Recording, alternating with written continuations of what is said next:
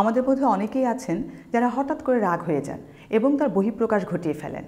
Interesting বিষয় হলো তারা বুঝতে পারেন যে রাগ একটা সমস্যা, কিন্তু রাগের মুহূর্তে আর নিজেকে নিয়ন্ত্রণ করতে পারেন না। হ্যাঁ দর্শক, আজকের ভিডিওতে আমরা এটাই দেখব কিভাবে রাগ নিয়ন্ত্রণ করা যায়।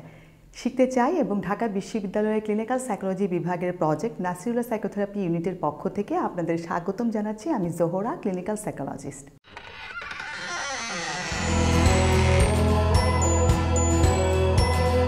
রাগ আসলে কি?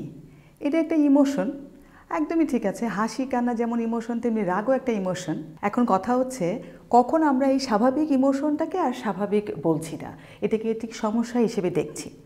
রাগ হওয়ার পর ব্যক্তি যে আচরণ করে, সেই আচরণ যদি তার নিজের জীবনে অথবা তার আশেপাশের মানুষের কোনো ক্ষতির কারণ হয়ে দাঁড়ায়, পারস্পরিক সম্পর্কের মধ্যে নেতিবাচক প্রভাব ফেলতে থাকে, তখনই বুঝতে হবে যে এটি একটি সমস্যা এবং এই অতিরিক্ত রাগটিকে নিয়ন্ত্রণ করা দরকার। কিন্তু প্রশ্ন হচ্ছে কিভাবে আপনি এই রাগ নিয়ন্ত্রণ করবেন। প্রথমে একটি লিস্ট তৈরি করুন যে কোন কোন ট্রিগার আপনার রাগটাকে তুলে দেয়। তারপর যে কোনো একটা পরিস্থিতি বা ঘটনাকে চুলচেরা বিশ্লেষণ করুন। কি ঘটেছিল, কেন আপনার এতটা রাগ উঠলো, মনটার মধ্যে তখন কি ঘুরছিল। প্রত্যেকটা ধাপে ধাপে সম্ভাব্য সমাধান কি হতে পারে তা একটু ভাবুন। এই বিষয়টাকে একটি মেটাফোর বা রূপক অর্থ দিয়ে বোঝানো যায়। ধরুন আপনি শাহবাগে দাঁড়িয়ে আছেন বাসে উঠবেন বলে। কোনো কারণে আপনি এমন একটা বাসে উঠে গেলেন যে বাসটা আসলে উত্তরা যাবে, কিন্তু উত্তরা যাওয়া আপনার জন্য নিষিদ্ধ, কারণ উত্তরা গেলে কোনো না কোনো কারণে আপনার লস হয়ে যায়। এখন শাহবাগ থেকে উত্তরা যাওয়ার মাঝখানে কতগুলো স্টপেজ আছে দেখেন, বাংলা মোটর, ফার্মগেট, মহাখালী, বনানী ইত্যাদি। যে কোনো একটা স্টপেজে যদি আপনার খেয়াল হয় যে বাসটা তো আসলে উত্তরা যাচ্ছে, উত্তরা যাওয়া তো আপনার জন্য নিষিদ্ধ, তাহলে আপনি সেই স্টপেজেই নেমে যেতে পারেন এবং অন্য যে কোনো একটা ট্রান্সপোর্ট দিয়ে আপনার প্রত্যাশিত গন্তব্যস্থানে যাওয়ার জন্য রওনা দিতে পারেন। এই উদাহরণটার সাথে রাগের তুলনা করা যায় এভাবে। ধরুন উত্তরা হচ্ছে চরম রাগের বহিঃপ্রকাশ।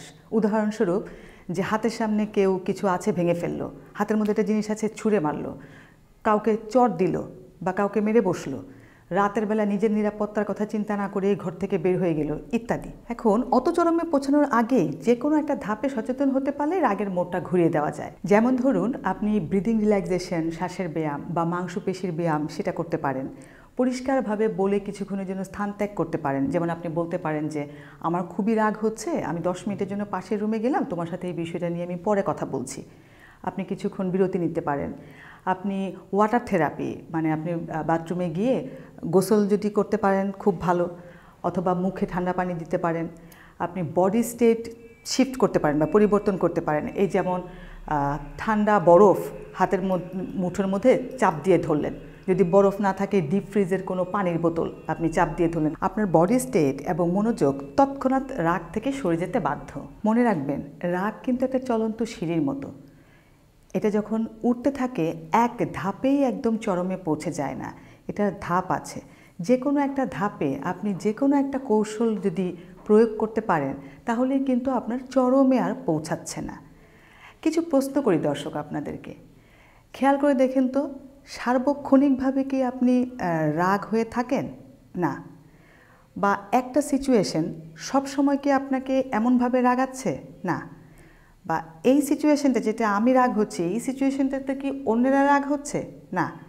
তার মানে আমরা যখন রাগ হয়ে যাই তখন কিন্তু আমাদের নিজেদের ভেতরে কিছু একটা ঘটনা ঘটে, আমাদের নিজস্ব কিছু চিন্তা আছে, নিজস্ব কিছু বিশ্বাস আছে, আমাদের মূল্যবোধ আছে।